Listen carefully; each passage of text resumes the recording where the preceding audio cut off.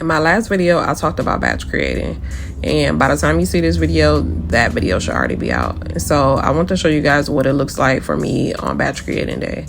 I sped up the clips a little bit so that you don't have to watch me do the same thing over and over, and I'll let you guys watch that and come back at the end.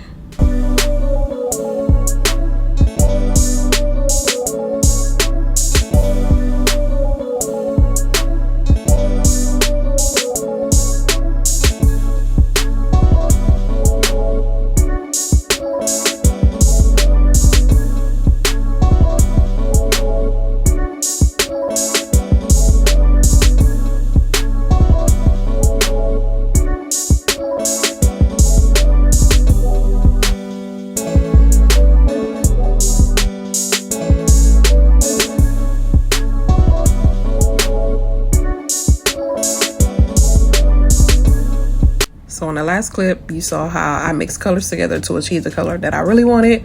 Take that and use it for your brand as well. Peace.